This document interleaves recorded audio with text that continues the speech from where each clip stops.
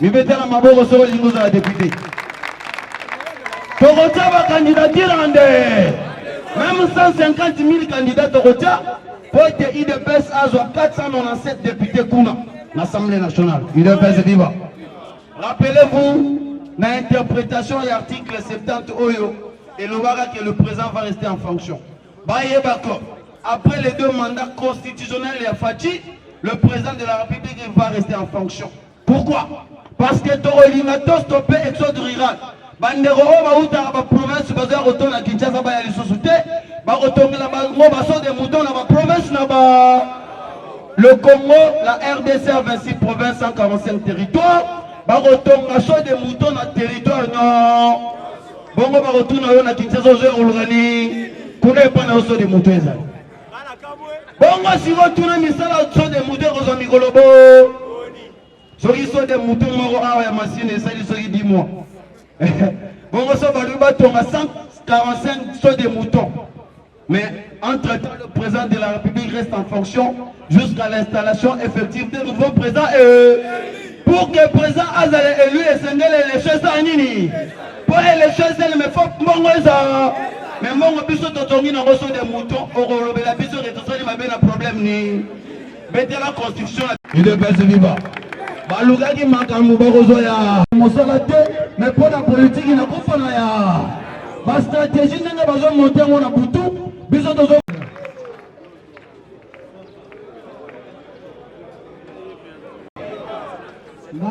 le chef de l'État Félix Antoine Tshisekedi Tshilombo comme Antoine t'es comme tonton est-ce comme sérieux est-ce comme humble vu comme incontournable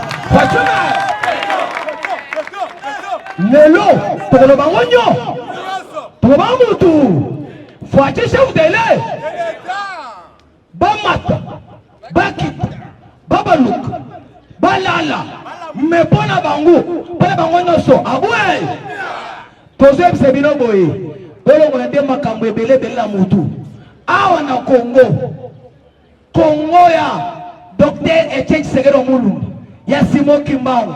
Ya pati semere le mum muto akobusha fati aza bokolia boko sanza boko mela melika mwesika lika momo naloba bato FCC bazebele est-ce que ba combattant o bamela ba casque moche rouge vert noir chocolat bazawa est-ce que bazawa sikola na lina mona bango tombo la bokanga ba susu kanga ba Kabil, FCC Mobimba, Baya Bana Mutuna Bango Beke, Kalaming Tebisha Bango Zotonazo. Aboué!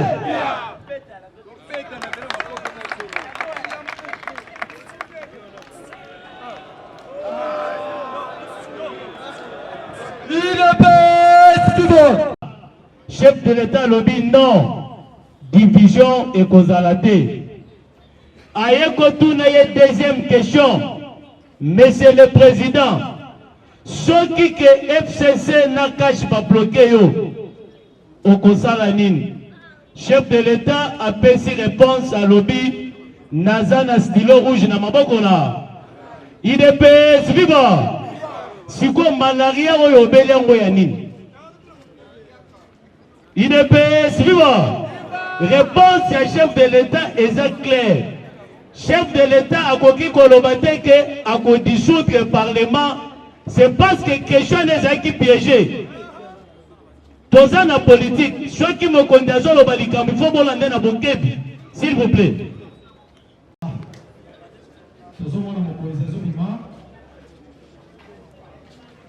En tout cas, les autres c'est les habitudes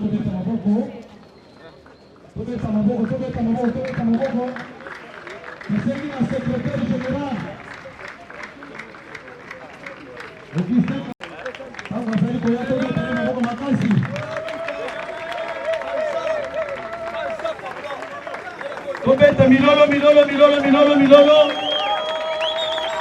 le 7e secrétaire général de l'IDPS.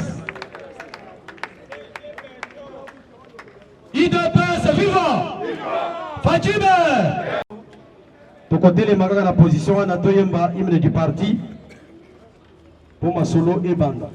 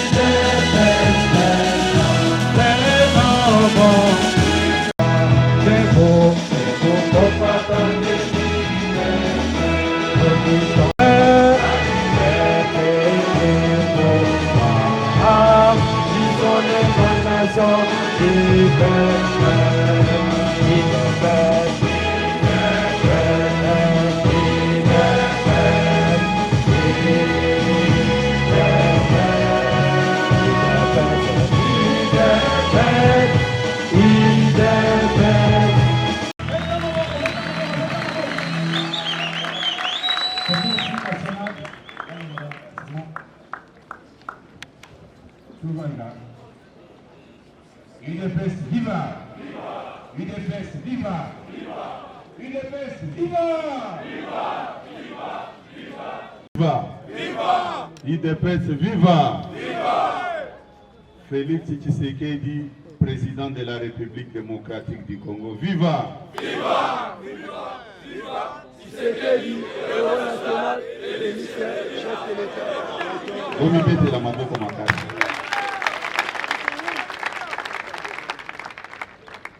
Soki na convoqué matinée oya lelo tokobanda na oyo tobandaka nango te. Lelo na kosenga bino bo applaudir makasi pona bapanzi ya sango na biso batelemi liboso bobetela bango maboko makasi.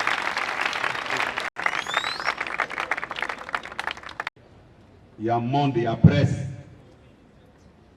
Méfiez-vous de certaines presses que vous avez connues à l'époque. Aujourd'hui, cette presse-là fait la honte. Cette presse-là fonctionne sur base. Pour notre presse, il ne faut plus être complexé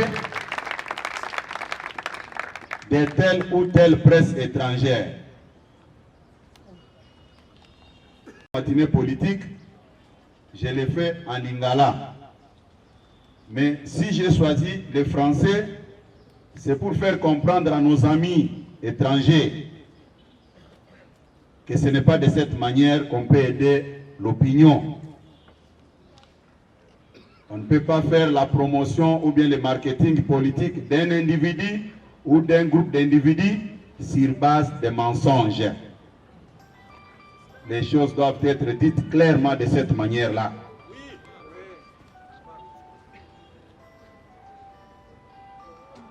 Un organe de presse écrite bien connu, à l'occurrence Jeune Afrique.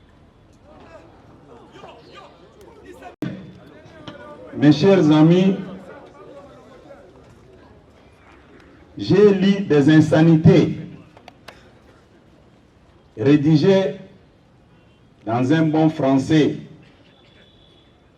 Du début à la fin, il n'y avait que du mensonge. Comment expliquer? Jeune Afrique, puisqu'il s'agit de cet organe de presse qui fait la honte aujourd'hui, Jeune Afrique s'est donné le luxe d'écrire des histoires contre les responsables de l'UDPS que nous sommes. L'UDPS, Jeune Afrique a propagé des mensonges contre les autorités de l'UDPS sous prétexte. Voilà comment Jeune Afrique s'est engagée dans une voie suicidaire des mensonges pour faire la promotion de certains individus. Au niveau du parti, on s'était mis d'accord de sortir un communiqué pour faire les démentis. C'est un journal qui a fait la honte. Ils doivent recruter d'autres personnes pour continuer à faire le travail avec des professionnalisme. Du 28 au 30, l'UDPS avait organisé 3 jours de réflexion. En notre grande surprise, le 28 janvier à 10 h, avant l'ouverture même des travaux, des journées de réflexion sur le bilan, l'évaluation de l'an 1 de l'exercice du pouvoir par l'UDPS, Jeune Afrique publiait déjà un article intitulé « Cash, Kabound prône la double rupture avec Kabila comme Kamere ». Je suis quand même secrétaire général. On ne peut pas prendre des grandes décisions comme ça sans m'associer. Je vois les chefs de l'État, quand il y a un besoin, à chaque moment que je sollicite une rencontre, une audience, ils m'accordent. Mais j'ai été surpris de lire un article rédigé avec un très bon français, mais du début à la fin, il n'y avait que des mensonges. Je lance le défi à nos amis des Jeunes Afrique d'apporter des preuves à l'opinion. Si la personne qui avait rédigé cet article l'avait fait sur base des billets verts, puisque je sais très bien qu'aujourd'hui les billets verts ont pris le dessus sur la réalité auprès des hommes qui ne tiennent pas compte de leur personnalité. Jeune Afrique écrit Kabound prône double rupture avec Kabila et Kamere. Où est-ce qu'ils avaient tiré cette information? Quelle est la source de l'information? Ça, c'était le 28. Après nos assises des centres Nganda, toujours le même journal. Là, c'était le 3 février, à 12h52, comme les Jeunes Afrique n'avaient pas la vraie information.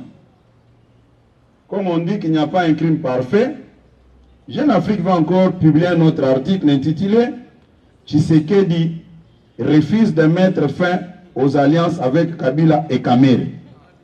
Chers amis, Jeune Afrique prépare les esprits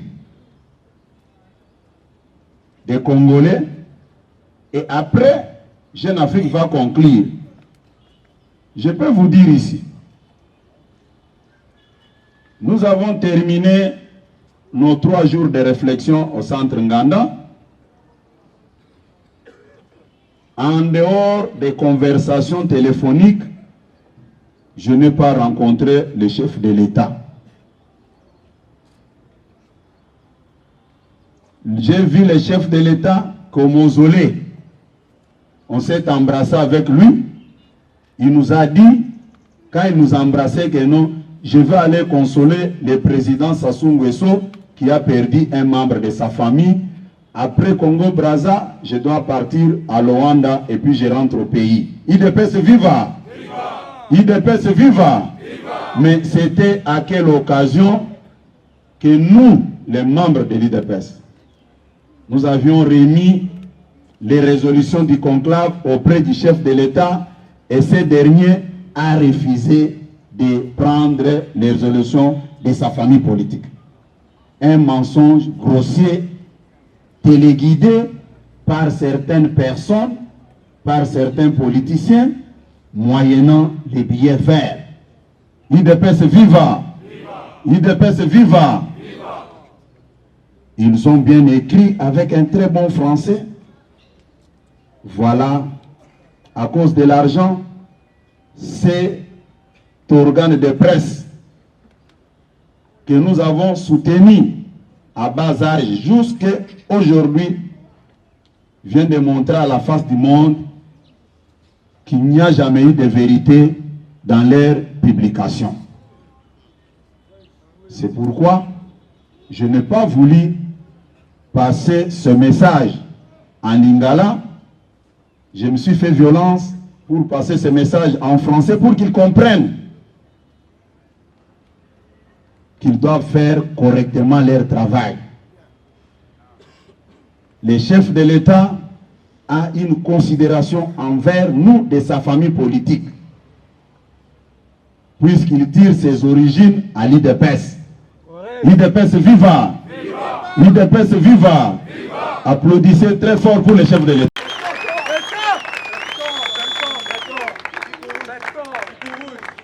À nos amis de Jeune Afrique, ceci. Quelles que soient les alliances politiques que nous pouvons avoir avec telle ou telle personne, mais ces alliances politiques ne peuvent en aucun cas triompher au lieu et place de l'intérêt des souverains primaires. Ils doivent comprendre ça une fois pour toutes. Nous ne pouvons pas sacrifier notre peuple parce que nous avons signé des alliances avec telle ou telle personne.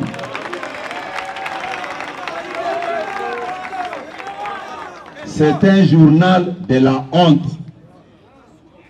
Ils doivent apprendre encore comment est-ce qu'on peut diffuser et rédiger de très bons articles qui correspondent avec la réalité sur le terrain. IDPS viva! IDPS viva! Je pense que nos amis de Jeune Afrique, quand ils vont me suivre, ils vont réfléchir à un moment donné et s'arrêter pourquoi ils ont choisi une telle voie. Nous avons fait 37 ans dans l'opposition. Nous savons comment est-ce qu'on peut pousser un régime à la faute. Nous le savons.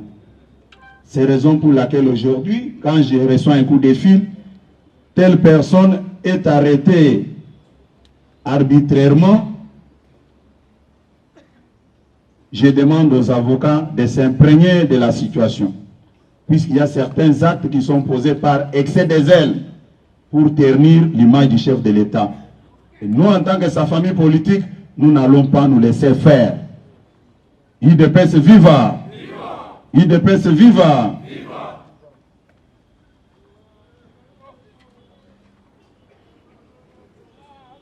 Nakanisi makambo nauti koyebisa bino eza makambo oyo esalangi pasi na motema.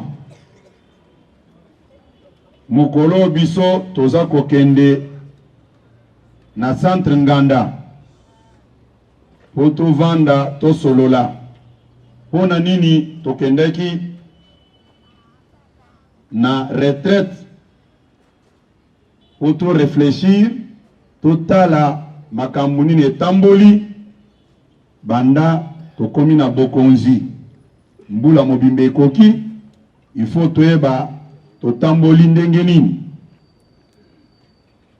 Malheureusement démarche na biso ebelisaki bato misusu mitu nayebisaki bino awa.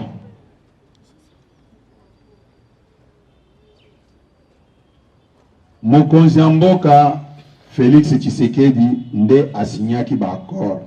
Matina suka tosolaki bongoto. Nalobaki dernière décision eza na maboko na ye. Tango nalobaki angwana batielaki nga munduki te. IDPS viva! IDPS viva! Batu bavanda kimia. Soki tosali ba alliance politique elingi koloba te ke tokobandonyoko la population au nom des accords politiques. Tokotikala kondima yango te. Biso slogan na biso eza le peuple d'abord. Toyokani malam. Toyokani malam. Nde yango na uti koyebisa bino oke bande kona biso a Jeune Afrique basali soni nayebi barticle o bango bapibliaki eutaki moyena kanyaka yango na senga bino ke bobetela bapanzi sango na biso ba kongolo maboko makasi nayebi eza pe na bapanzi sango ya bashene ya bamindele ya bapaya o bazo sala musala na bosolo nayebisaki bino place oyo lelo bato baza kopesa mbongo yo koma boye lobake Félix Tshisekedi asali mbeba place oyo nayebisaki bino ke rapport oyo d'abimisaki ezaki rapport moko complaisant et fantaisiste ezaki rapport ya lukuta ndenge bayokaki ke haute autorité ya droit de l'homme azoya na mboka na biso moyennant une somme d'argent ils sont allés rédiger ces rapports nuitamment pour ternir l'image du chef de l'État yango naza kozongela lisusu mokonzi ajed oya salaki rapport na bidon que je qualifie de rapport bidon qu'ils viennent nous prouver noir sur blanc que tout ce qui incrimine le chef de l'État est justifiable. Qu'ils viennent me prouver à Kolaksakango ata mukolo moko te même ceux qui te pesier inané 37 ans dans l'opposition, ce n'était pas une mince affaire. Je l'ai toujours dit que nous, dans l'opposition, nous savons comment est-ce qu'on peut pousser un régime à la faute. Toyebi yango. Ceux qui basent à pousser à apprendre comment pousser biso à la faute, en tout cas, bakozala na tâche moko très difficile et kotikala kolekate. IDPS viva! IDPS viva! Nalobi awa. Le 28 janvier, avant to banda masolo na biso a centre Nganda. Bande ko na biso Jeune Afrique. Babukaki lukuta. Balobaki ete mokonzi na biso a parti honorable Jean-Marc Aboun azako senga bokabwani mibale ya alliance mibale ya liboso toka bwana na Joseph Kabila ya mibale toka bwana na Vital Kamerhe na tunaki bango makamwana bazwelaki yango wapi baza babuki lukuta balobaki bosolo te. Quelques jours après babimisi article mususu toujours na schéma ya kobuka lukuta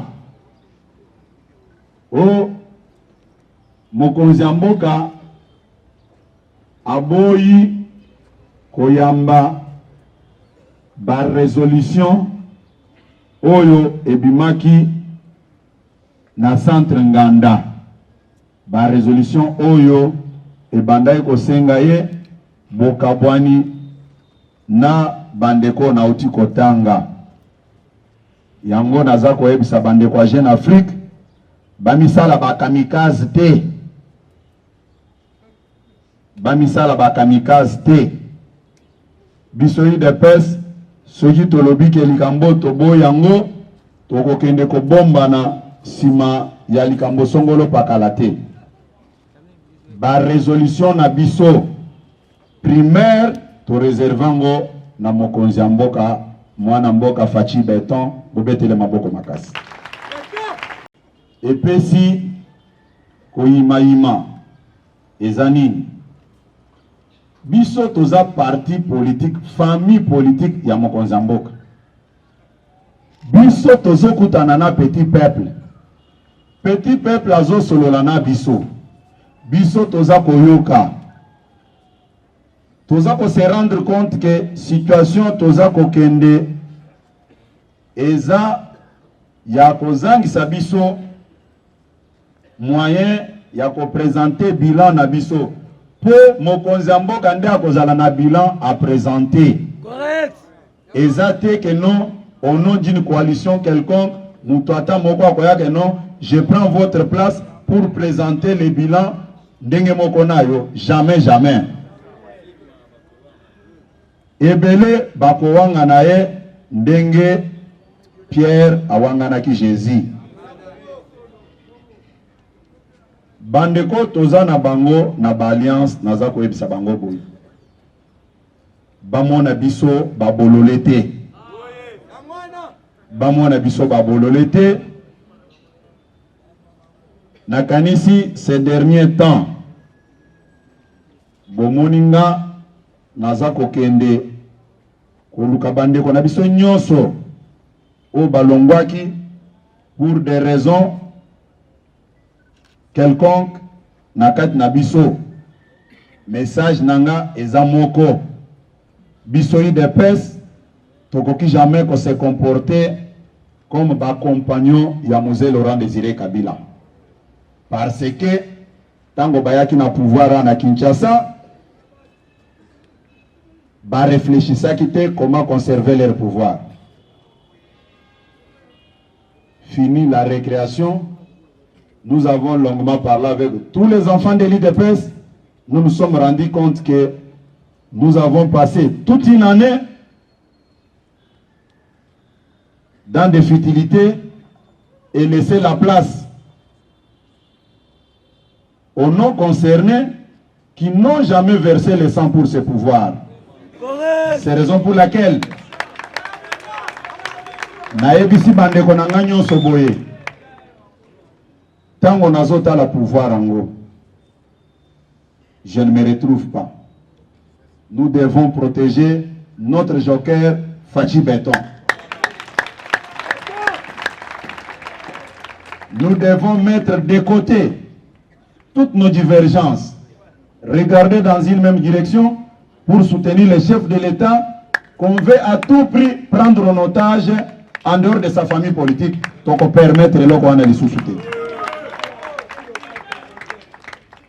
UDPS c'est une grande machine. Nalobaki likambo ya matinée, lobby na minuit, tala permanence eza kotonda. Message ya munene le 15 février tokokuta na nabino. Batu ba empêcher bisote pour na kosala évaluation ya 100 jours. Mbongo ebimi ebele pour na misala oyo.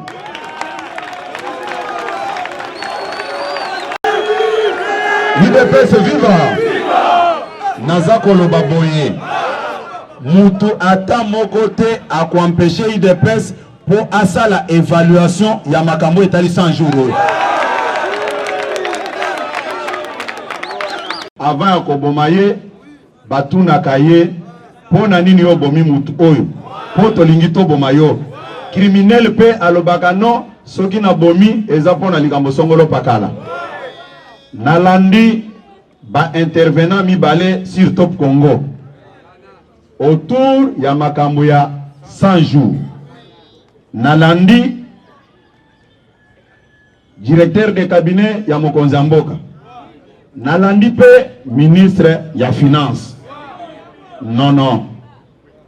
Nous devons savoir qu'est-ce qui s'est passé réellement dans cette affaire. UDPS viva! UDPS viva! Nalobi ba résolution wana. Après une année, il y a lancement, il y a ba travaux wana. Zamba alobi, vous êtes dans la distraction. Ceux qui ont panzaman zanzawana pota, qu'est-ce qui se trouve à l'intérieur? Bako kangayo. Ngana zotinda mupepe nganzambe, a efongole labino, boyeba qu'est-ce qui se trouve à l'intérieur? Mupepe wana Zambe atindaki yango poto yeba après une année to monika ka pavement ya pamba eloko ezalité. Et vous allez nous interdire au nom des alliances de ne plus chercher comment toyeba makamuni lekiwana. IDPS viva! IDPS viva! Nalingi koyebisa bandeko ya Jeune Afrique boye. Que Jeune Afrique commence à mener des investigations autour des 100 jours. Qu'est-ce qui a marché et qu'est-ce qui n'a pas marché.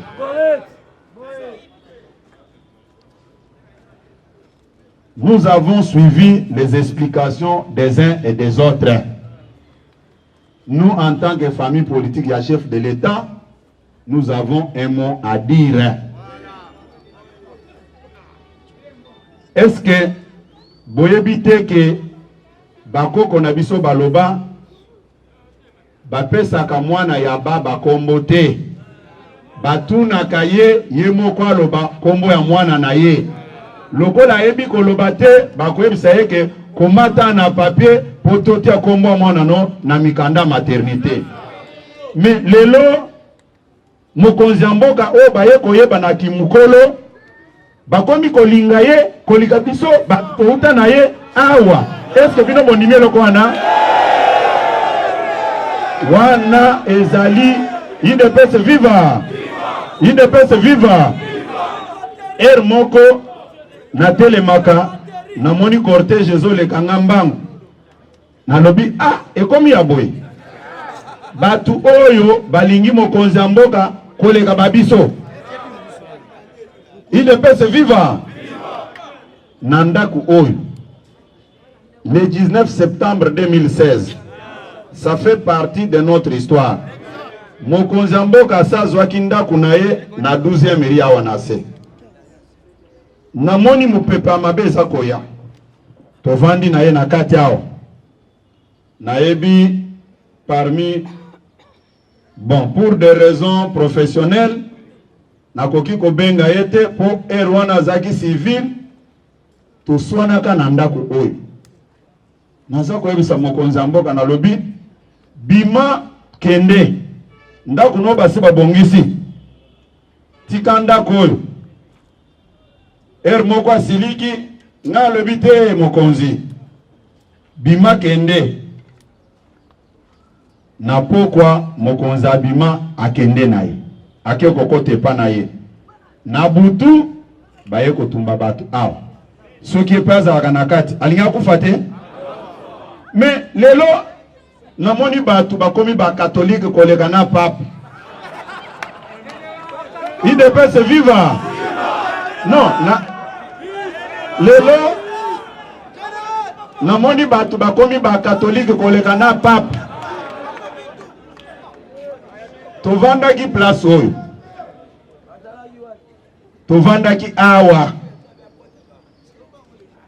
Batu oyo tango bazo finga mama mokonzi ya mboka baza koloba ke non, laisse la démocratie s'exprimer.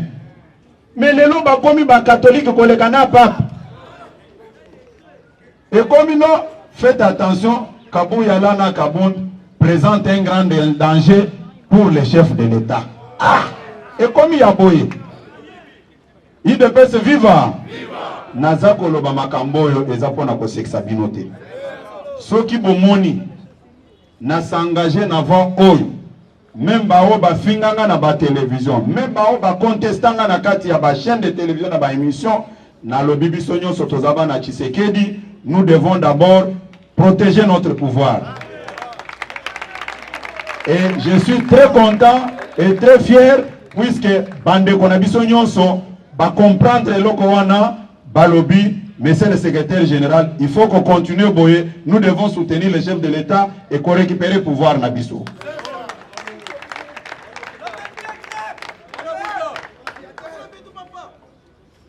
IDPS viva! Sabino boy.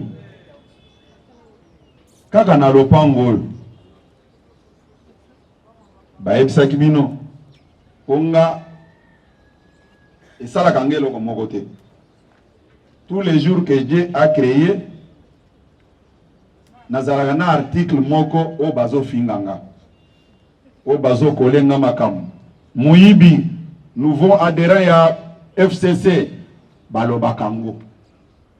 Nazako ebsa bandeko wana, ceux qui bazalaka na opportunité ya ko se retrouver ndenge nga nazali position nga nazali balinga bateka parti o bakende mais toko sala ngote toko sala ngote biloko nyonso bozomona bazokomisa na ba journaux eza lukuta eza solote nanu toke ko remettre rapport na biso et pas mokonzi ya mboka te et biso pe naza ko insister mutu ata moko te akopekisa biso to landela makambo ya mboka te au nom d'une coalition quelconque. Yango tolobi boye le 15 février. Le 15 février oyekoya eya. Nalobi ndenge naza boye naza extrémiste te. Naza extrémiste te pendant une année. Nasalaki musala makasi. Même Fétienne Tshisekedi na mausolée place Azali, ayebi bien que Kabou a fait un grand travail pendant une année. Chef de l'État, Azana bilan yako présenté après ces 5 années d'exercice du pouvoir d'État. Akolobate ke bino nyonso coalition boyawa tokende ko pesa bilan ekosalema te. Nde yango naza koyebisa bino boye. Biso totie déjà commission munene en place pour na makambo etali le 15 février. Le 15 février tolobi boye. Na yoki batu mususu baza koloba oh non. De quel droit baza ko inviter chef de l'État na biloko na bango. Ah, bande ko na ngai. Bino boko yebisanga ke même Donald Trump na États-Unis, azalaka na famille na été. Mais Jésus azaki na bande ko na été. Ba Jacques na ba André, baza bande ko Jésus te. Bomonaki awo. Tango nzoto a papa Tshisekedi yaki awo. Bomonaki te ke tokitsaka serikali biso nyonso awo tosimbi yango na mokonzi mboka elongo. Lelo bakomi ko empêcher biso to sola susu na mokonzi na biso te. Bato bazalaki ko sous-estimer biso. Après liwa Etienne Tshisekedi, ba grande chaîne de télévision et de radio, tous les experts na ba question au Italie Afrique ba organisaki ba débat. Ce qui est à la rapona kozwa ba médaille ba nya bazwango mukolo wana. Ebele balobaki l'histoire de l'IDPS vient de s'arrêter avec la mort de Etienne Tshisekedi.